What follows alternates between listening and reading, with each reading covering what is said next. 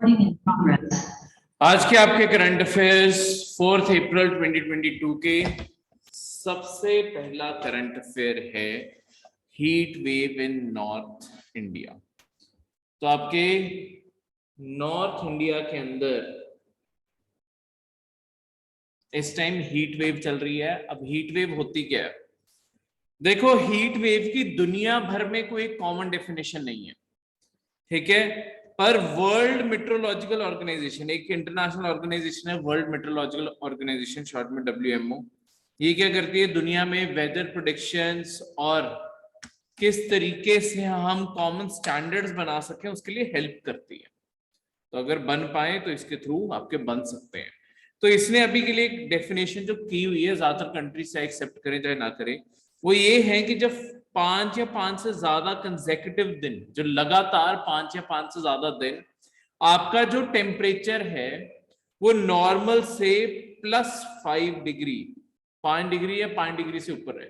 इसका क्या मतलब है? देखो, लेट्स सपोज जैसे अप्रैल का आपका मंथ चल रहा है, अप्रैल के स्टार्टिंग में अगर मंथ में लेट्स सपोज हमें एक्सपेक्टेड है कि आपका टेम्परेचर रहना चाहिए 32 डिग्री के आसपास, ठीक है।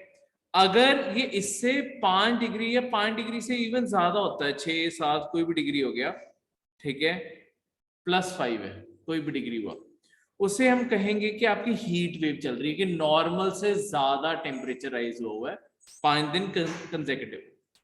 इससे मिलती जुलती ही इंडिया की डेफिनेशन है, इंडियन मेट्रोलॉजिकल डिपार्टमेंट IMD, जो इंडिया का सारे वेदर प्रेडिक्शन और ये सब कुछ करता है और डेफिनेशन देता है, वो यही है कि अगर इंडिया के अंदर 5 से 6 डिग्री का राइज हो नॉर्मल टेम्परेचर से, उसे हम कहते हैं हीट वेव, ठीक है। तो हीट वेव से प्रॉब्लम्स क्या होती हैं बेसिकली? देखो, हीट वेव के अंदर ना धूप में ज्यादा टाइम रहना रिकमेंडेड नहीं होता, क्योंकि होता क्या है कि हमारी बॉडी इतने ज्यादा हाई टेम्परेचर्स के यूज टू नहीं होती और डिहाइड्रेशन बहुत ज्यादा होती है। तो अगर आप पानी नहीं पियोगे और सारा टाइम धूप में घूम रहे हो, हीट वेव एक ऐसी चीज होती है जिसमें डेथ तक हो सकती है। तो इनसे बहुत ही केयरफुल रहने वाला होता है। ऐसे ही सिमिलरली आपकी विंटर्स में होती है आपकी कोल्ड वेव। ये जैसे हीट है समर्स में आती है, कई बारी विंटर्स में आपके कोल्ड वेव भी आ जाते हैं। कोल्ड वेव का मतलब होता है नॉर्मल से -5 या उससे ज्यादा कम टेम्परेचर जब हो जाए तब उसे कहते हैं कि कोल्ड वेव चल रही है। तो कोल्ड वेव में भी रातों को लोगों की डेथ्स हो जाती हैं, कई बार आपने अखबारों में न्यूज में पढ़ा भी होगा।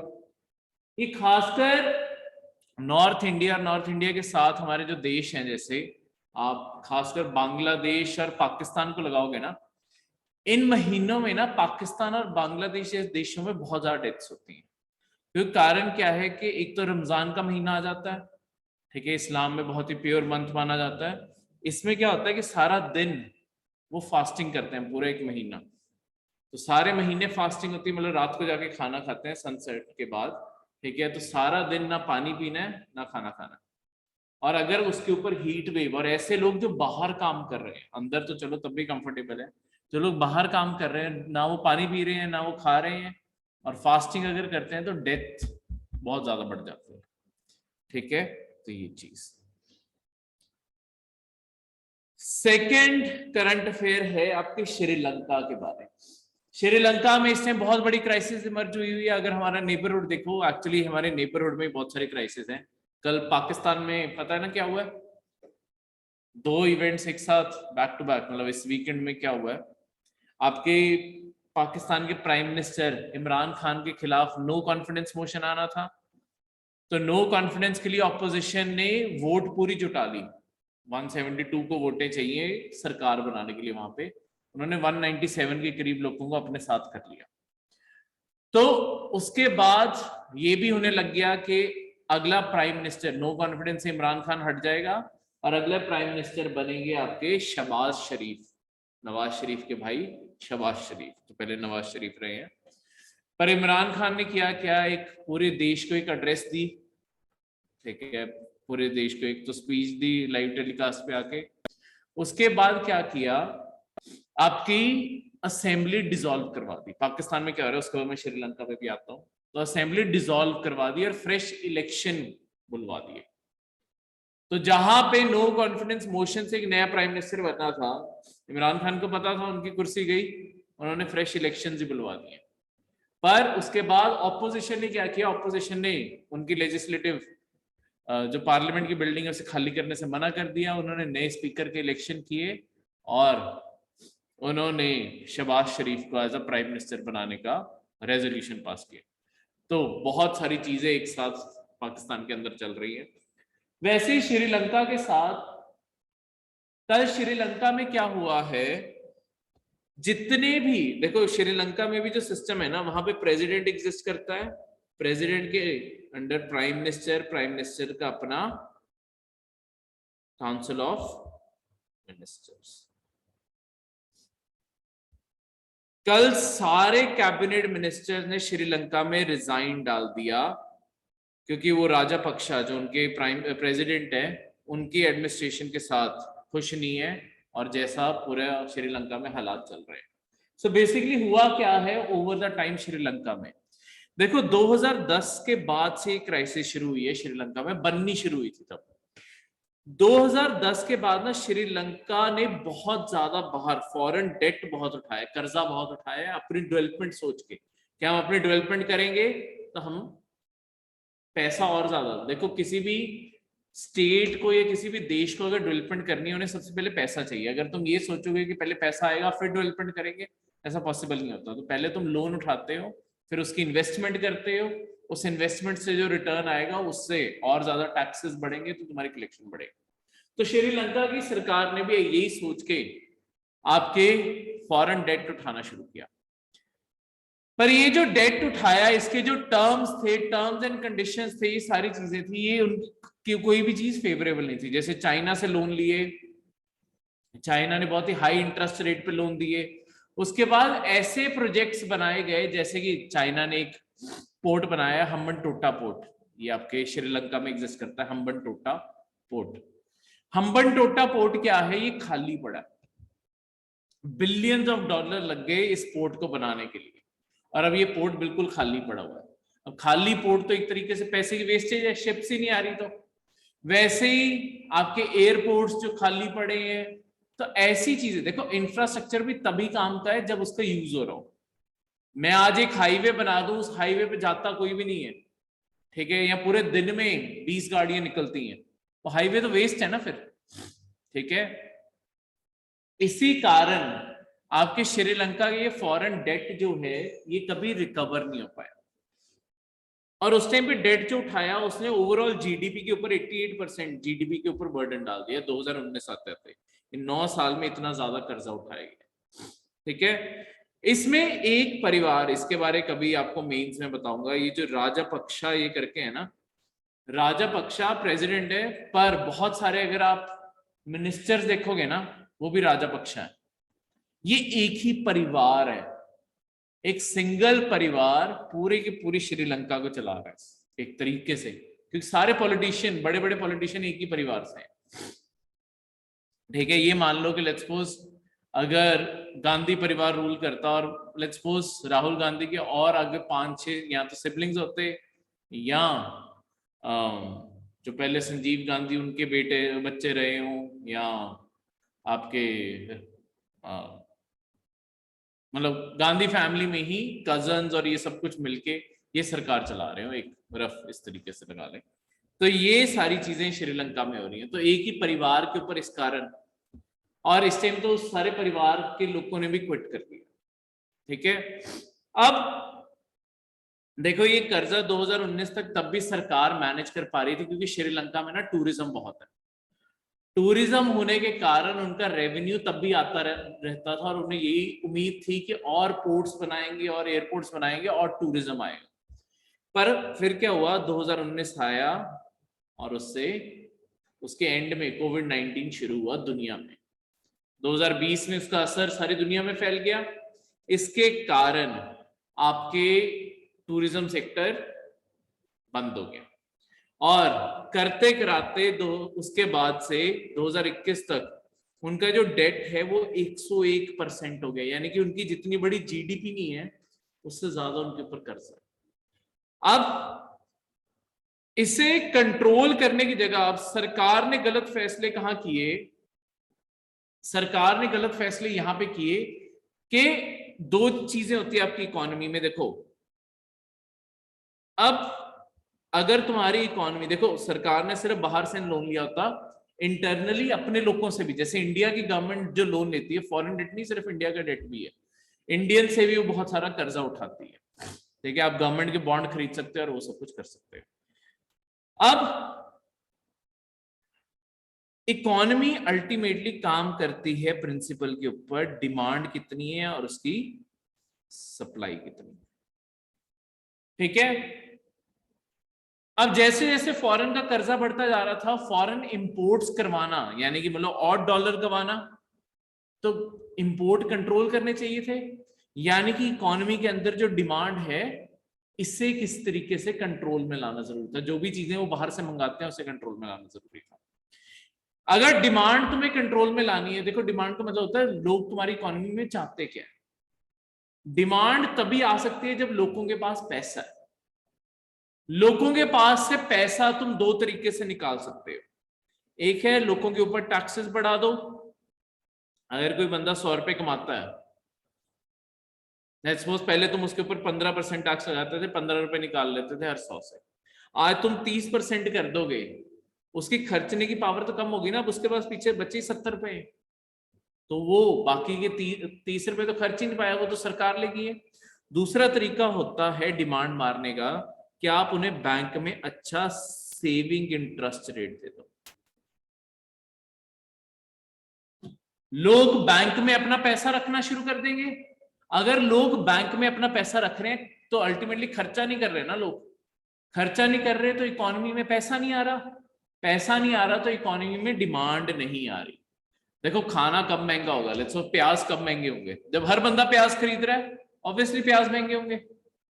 पर आज अगर आधी पॉपुलेशन कह दे हमने प्याज खाना ही नहीं, प्याज का दाम थोड़ी बचेगा, ठीक है। इसी कारण किसी न किसी तरीके से कंज्यूमर की जेब से पैसा निकालना जरूरी है। या तो टैक्स से सरकार परमानेंटली निकाल के ले जाए, या तुम कहो कि एफडी पे इतना अच्छा रेट मिल रहा है, हर बंदा एफडी करवाने लग गया, साल के लिए पैसा गया ना, तो इकोनॉमी में अब वो बंदा उस पैसे को खर्च नहीं पाएगा, पैसा साफ हो गया। पर यहां पे गवर्नमेंट ने, अब देखो डेमोक्रेसीज में यहां पे जाके थोड़ी सी प्रॉब्लम आती है, क्योंकि पॉलिटिक्स है, पॉलिटिक्स में टैक्सेस बढ़ाने की जगह जब इलेक्शंस की बात आई, टैक्सेस कम कर दिए गए, ये बोल के कि इससे बिजनेस ग्रो करेंगे, जो नेचुरल चीज है। देखो अगर आपकी दुनिया भर में ये बात जाती है कि आपकी कंट्री में टैक्सेस सबसे कम है, आपकी कंट्री में फॉरेन कंपनीज ज्यादा आएंगी, ठीक है, क्योंकि उन्हें पता है आपकी कंट्री में टैक्सेस कम पड़ रहे हैं। पर ये स्ट्रैटेजी तब काम करती है जब आपके देश के पास ऑलरेडी पैसा हो इस चीज को क्वेश्चन करने के लिए कहीं ना कहीं से। क्योंकि होगा क्या, अगर आज मैं 100 रुपए टैक्सेस में कमा रहा हूँ, ठीक है, मैं सरकार हूं, मैं 100 रुपए टैक्सेस में कमा रहा हूँ, अगर मैं अपने टैक्सेस 50% कर दूंगा, ऐसा थोड़ी कल ही मेरे देश में इन्वेस्टमेंट आने लग जाएगी। इन्वेस्टमेंट आने को 5-10 साल तो लगेंगे, धीरे धीरे कंपनीज आएंगी ना, ठीक है। तो तब तक जो मेरी अब 50 रुपए इनकम रह गई है, मैं 50 कहीं और से तो अरेंज कर पाऊं, तभी तो जोड़ के अपनी सरकार चलाता रह सकूंगा, जब तक मेरी इनकम धीरे धीरे राइज नहीं करती दोबारा से। पर बात यही है कि आपकी श्रीलंका की 2019 में ऐसी कोई कंडीशन नहीं थी कि वो कहीं और से पैसा क्वेश्चन कर लेते, पहले ही कर्जा इतना ज्यादा था देश के ऊपर, और टैक्सेस कट कर दिए, सरकार ने अपना रेवेन्यू और गिरा दिया, ठीक है। दूसरी साइड पे अब सरकार को अल्टीमेटली अब लोगों के हाथ में तो पैसा, और सरकार ने अपने लोगों को तो पैसा देना ही है अपनी इकोनॉमी के अंदर। कई बार लोगों के भी कई बार ये मन में आता है कि देश में इतनी गरीबी हो तो बेस्ट तरीका क्या है, नोट प्रिंट करें और दे दें।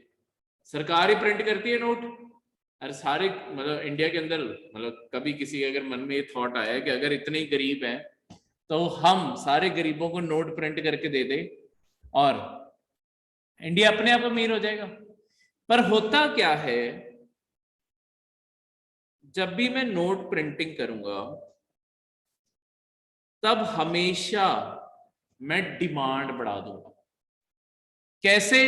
अगर मैंने नोट्स प्रिंट करने शुरू किए, देखो होता क्या है, नोट प्रिंट किए, ज्यादा लोगों को मैंने नौकरियां देने की कोशिश की, कुछ भी किसी भी तरीके से लोगों के पास अब पैसा ज्यादा जा रहा है। नोट में तभी प्रिंट कर रहा हूं ना, लोगों का कर्जा वापस कर दिया, लोगों का कर्जा माफ कर दिया, किसी भी तरीके से लोगों के पास एक्सेस में पैसा जा रहा है। अब अगर लोगों के पास पैसा जा रहा है, लोग क्या करेंगे उसे मार्केट में? लेट्स सपोज आज तुम्हारे पास 10,000 है, मेरे पास भी 10,000 आ गए, सबके पास 10,000। हमें मार्केट में जो भी चीज 10,000 की मिल रही है हम सारे खरीदने पहुंच जाएंगे, पर उसकी क्या पीछे उतनी वो बन भी रही है, उसके पीछे उतनी सप्लाई भी है या नहीं है? सप्लाई तो है नहीं, उतनी चीज बनी तो है नहीं, पैसे सबके पास आ गए उसे खरीदने के लिए, क्योंकि सरकार ने नोट प्रिंटिंग शुरू कर दी है। इसके कारण होता क्या है, आपकी डिमांड बढ़ने के कारण आपकी महंगाई बढ़ जाती है, इन्फ्लेशन होने लग जाता है, महंगाई होने लग जाती है। ये जो महंगाई है इसने अल्टीमेटली श्रीलंका की इंटरनल इकोनॉमी की भी कमर तोड़ के रख दी। तो आईएमएफ ने बहुत बारी वार्निंग दी थी कि ये ना करो, आपकी सरकार बर्बाद हो जाएगी, पर तब भी श्रीलंका करता रहा, और आज एक ऐसे हालात में है कि श्रीलंका को पता नहीं है कि जितने भी उसने कर्जे लिए हुए हैं ये अल्टीमेटली अब वापस पे कैसे करेंगे। तो अभी चाइना से कभी देखो उनके president, prime minister, finance minister अलग अलग ना देश के दौरों पे हैं, वो जा रहे हैं आपके चाइना के पास, चाइना को कह रहे हैं कि देखो जो कर्जा है पुराने कर्जे की और ज्यादा एक्सटेंड कर दो, अभी और टाइम लगेगा। इंडिया आ रहे हैं, इंडिया कह रहे हैं कि अभी हमारे कर्जे को और टाइम लगेगा। वो हर देश से और ज्यादा टाइम मांग रहे हैं, क्योंकि उन्हें पता है कि अगर कोई भी देश पैसे मांग लेगा वो चुका नहीं पाएंगे। अगर वो चुका नहीं पाएंगे तो अल्टीमेटली वो देश पूरा का पूरा बैंकरप्ट डिक्लेयर हो जाएगा। अब इसका कहना तो नहीं चाहिए, पर इंडिया ने लास्ट ईयर ना थोड़ा सा फायदा भी उठाया था। किस तरीके से? आर्म ट्विस्टिंग कहते हैं इसे डिप्लोमेसी में। हुआ क्या था कि देखो श्रीलंका ना थोड़ा चाइना के ज्यादा करीब है, तो इसके चलते हुए इंडिया और जापान हम दोनों मिलके ना हम भी श्रीलंका के अंदर एक पोर्ट बना रहे थे। हमें श्रीलंका ने वो किराए पे दे देना था, हम श्रीलंका को कोई पैसे नहीं पे करने थे, हमने खुद बनाना था, खुद चलाना था, खुद ही रिकवर करने थे पैसे। पर बात ये आई लास्ट ईयर, इसी जनवरी फरवरी मार्च महीनों की बात है, कि बात आई कि आपके श्रीलंका ने प्रोजेक्ट कैंसिल कर दिए कि ये प्रोजेक्ट नहीं होगा। इंडिया और जापान दोनों इस प्रोजेक्ट से बाहर है। इंडिया जापान दोनों की चाइना से नहीं बनती, इस कारण चाइना का अल्टीमेटली प्रेशर लगा। इंडिया ने क्या किया, एक ना लोन ड्यू हुआ पड़ा था जो श्रीलंका ने पे करना था इंडिया को। आरबीआई ने वो डिमांड रेज कर दी कि हमारे 1 बिलियन वापस कर दो। 1 बिलियन था कुछ, मिलियन 800 मिलियन या 1 बिलियन के करीब पैसे थे, वो बोला कि वापस कर दो। अब इतना पैसा तो हमें पता है श्रीलंका के पास है ही नहीं, तो श्रीलंका को आके हमसे बात ही करनी पड़ती। हमने उस बातचीत में वो प्रोजेक्ट दोबारा से ऑन करवा लिया और हमने बोला कि कोई बात नहीं, बाद में दे दो। तो कर्जा माफ नहीं किया, पर जैसे ही वो थोड़ा सा चाइना की तरफ जाने लगते हैं, हम साथ के साथ कहते हैं कि हमारा पैसा दे दो। नहीं दे सकते, अगलों को वापस आना पड़ता है।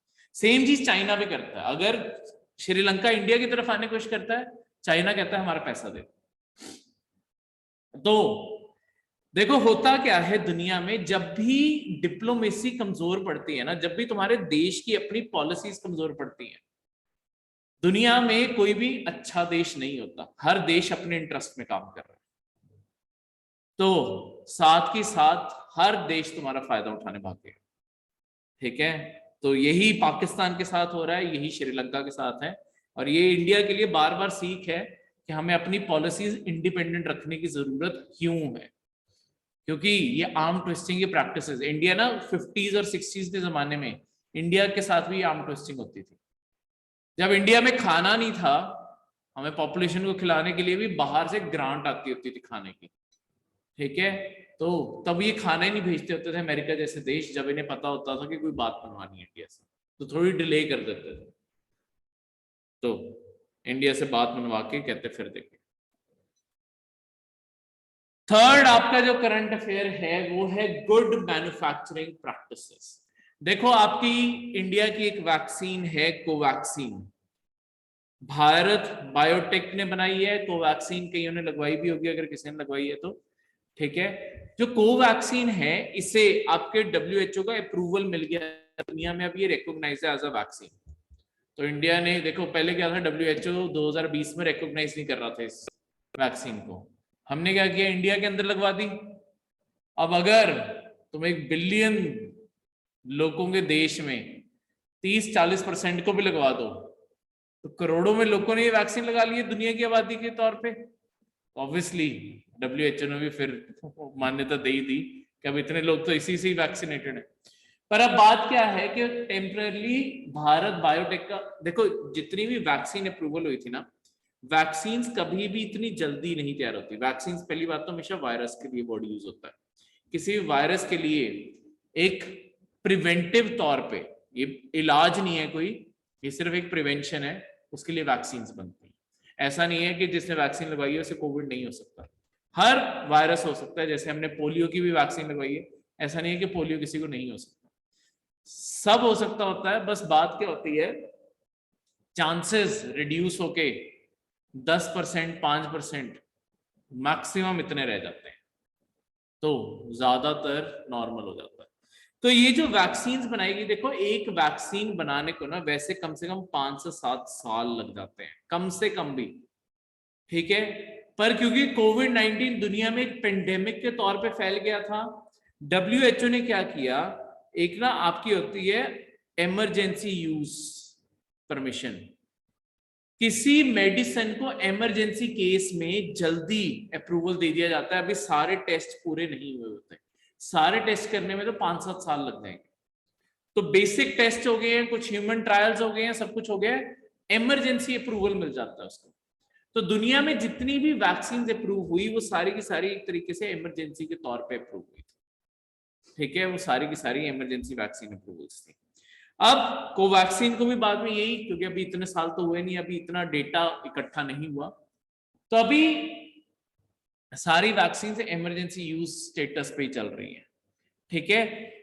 अब बात क्या है, पर इसके अंदर क्या होता है कि जब ये स्टेटस मिल जाता है किसी वैक्सीन को, उसके बाद उसके मैन्युफैक्चरर्स की ना फैसिलिटीज और वो सब कुछ चेक होता है कि क्या वहां पे प्रॉपरली सारी मशीनरी, क्लीनलीनेस स्टैंडर्ड सब कुछ फॉलो हो रहा है, साफ सफाई है, मशीनें प्रॉपरली काम कर रही है। ताकि देखो होता क्या है कि हर दवाई बैचेस में बनती है, ये बैच की ये दवाई होगी, फिर अगला बैच बनेगा, फिर अगला बैच बनेगा। अगर आपको एक कंसिस्टेंसी बना के रखनी है ना, कि कोई भी बैच में फर्क ना आए, ऐसा नहीं किसी में कुछ ज्यादा हो रहा है कुछ कम हो रहा है, बिल्कुल इक्वल बराबर स्टैंडर्ड की चीजें बने, तो फैसिलिटी को एक स्टैंडर्डाइज करना बहुत जरूरी होता है। अभी आपके WHO ने आपकी भारत बायोटेक की लैब्स को चेक किया और वो फैसिलिटीज और उनके एड्रेस जितने भी थे वो डेफिशिएंसी से भरे हुए थे, कमियां ही कमियां थी। इसी कारण अभी WHO ने सस्पेंड कर दिया है कोवैक्सीन की सप्लाई को दुनिया भर में, कि अभी कोवैक्सीन सप्लाई नहीं कर सकता दुनिया भर में, पहले वो अपनी फैसिलिटीज को अपग्रेड करे और फिर दोबारा से शुरू कर सकते। तो यही चीज होती है गुड मैन्युफैक्चरिंग प्रैक्टिसेस, जो बोला गया है उन्हें करने के लिए। ऐसी प्रैक्टिसेस जो आपकी कुछ गाइडलाइंस को फॉलो करती हैं, जहां पे ऑथराइजेशन, लाइसेंसिंग, मैन्युफैक्चरिंग हर चीज फॉलो होती है। ये आपके फूड एंड बीवरेजेस में भी होता है, cosmetic industry, pharmaceutical, dietary supplements, medical devices, क्योंकि इनमें कोई भी गड़बड़ ह्यूमन हेल्थ के साथ गड़बड़ होगी, ठीक है। कॉस्मेटिक्स नहीं ठीक से बने, कोई भी मेकअप किट है, कुछ भी है, अगर उसके अंदर कोई भी केमिकल ज्यादा है कम है, वो स्किन के ऊपर रिएक्ट कर जाएगा। इसी कारण इनके स्टैंडर्ड्स बनाने बहुत जरूरी होते हैं, ताकि बैच टू बैच हर चीज बिल्कुल सही एक मैनर में चलती रहे। क्लियर है? फोर्थ करंट अफेयर है आपका NFC बारे, नियर फील्ड कम्युनिकेशन। कई बारी आपने अपने फोन में पढ़ा भी होगा, NFC अवेलेबल होती है आपके फोन में भी। NFC होता क्या है, देखो जैसे अभी आप जो पॉपुलर टेक्नोलॉजीज यूज करते हो सबसे ज्यादा, एक आप ब्लूटूथ यूज करते होगे और एक आप वाईफाई यूज करते होगे। ये दोनों भी एक तरह से फ्रीक्वेंसी पे ही काम करते हैं। जो ब्लूटूथ होता है, तुम किसी ब्लूटूथ को सर्च करते हो, वो डिवाइस भी अपनी फ्रीक्वेंसी छोड़ रहा होता है, तुम्हारा फोन भी, वो एक दूसरे से पेयर करेंगे और फिर डेटा भेजना शुरू करते हैं। पर ये बात क्या है, जो ब्लूटूथ और वाईफाई जो ऐसी टेक्नोलॉजीज है ना, ये बहुत ही लॉन्ग डिस्टेंस काम करते हैं, दूर दूर तक काम करने लग जाती है ना। वाईफाई तो कहाँ पे हो, तो तब भी ऐसा हो सकता है। एक मिनट,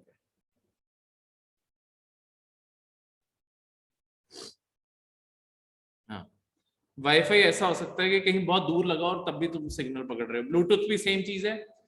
एनएफसी जो होता है ये नियर फील्ड होती है, ये कुछ अराउंड 4-4.5 सेंटीमीटर तक काम करती है।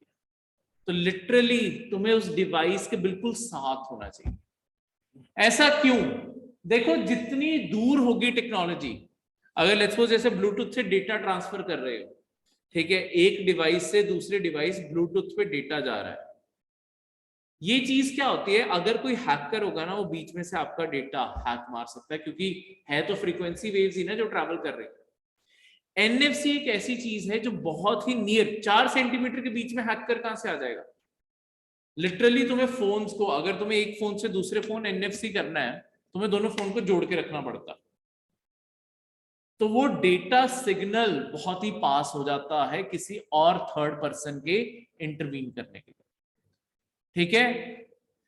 तो ये आगे जाके, मतलब इसका भी रिसेंटली यूज कहाँ शुरू हो रहा है कि आपके एंड्रॉइड फोन्स के ऊपर आपके गूगल ने टाई अप किया है। आपने मशीन्स देखी होगी, स्वाइप मशीन्स, पाइन लैब्स की व्हाइट कलर की मशीन्स लगी होती है कई जगहों पे, ठीक है, उन पे लिखा होता है पाइन लैब्स के साथ गूगल ने टाई अप किया है कि आप अगर एंड्रॉइड फोन यूज करते हो तो बिल्कुल आप उसके ऊपर टैप करके भी अब पे कर सकते हो। अपना फोन बस उसके ऊपर रख दो और पे हो जाएगा, जैसे कार्ड यूज करते हो, ठीक है, पर वो कार्ड एक टैग के तौर पे यूज होता है, नियर फ्रीक्वेंसी आईडी टैग के तौर पे यूज होता है, ठीक है। अब वो भी आ गए ना कॉन्टैक्टलेस कार्ड्स, अगर आप अपना डेबिट या क्रेडिट कार्ड बिल्कुल मशीन के ऊपर रखते हो, वो डिटेक्ट कर लेता है और हाँ जी, हाँ जी, बिल्कुल, वो सिग्नल बना होता है उसके ऊपर, वो एनएफआईडी का टैग होता है। हाँ जी, पर इसका क्या होगा, एनएफसीसी होता क्या है, वो कार्ड के अंदर ना एक बहुत बड़ी प्रॉब्लम है।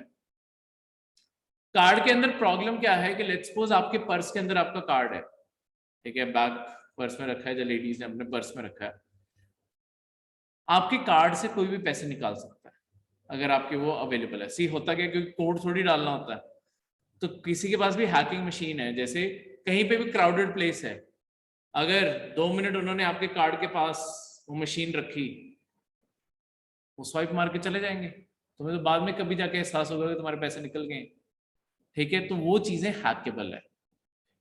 एनएफसी क्या होगा, एनएफसी क्योंकि डिजिटाइज्ड है, ये ज्यादा प्रोटेक्टेड लेयर्स ऑफर करती है, तो इसे इतनी आसानी से यहां से पैसे निकालना मुश्किल है। पर 2000 रुपये निकल के, एक बंदे को 2000 का भी तो लॉस है ही, ठीक है। मतलब अगर कोई चोर है, अगर वो दिन के ऐसे 10 बंदों को भी पकड़ ले, सबके दो दिन में 20,000 तो वो चोरी कर गया है ना, ठीक है, और बंदों को पता भी नहीं चला कि कब कौन निकाल के चला गया। तो ये चीज आपकी प्रॉब्लम है, और इसी कारण एनएफसी इसका ऑल्टरनेटिव बन के आ सकते हैं। तो एनएफसी एक short range wireless connectivity technology है जो आपके डेटा ट्रांसफर में यूज हो सकती है। आप कोई भी चीज, बिल्स पे कर सकते हो, बिजनेस कार्ड एक्सचेंज कर सकते हो, इवन डॉक्यूमेंट शेयर कर सकते हो, फोटोग्राफ शेयर कर सकते हो, बस फोन के ऊपर फोन होना चाहिए। इतनी पास आ जाते हैं, 4 सेंटीमीटर के, क्या थोड़ा सा डिस्टेंस हो, ठीक है। तो इस कारण ये थोड़ा सा हैक प्रूफ है उसके कंपेरेटिवली। क्लियर है? तो ये थे आपके आज के करंट अफेयर्स।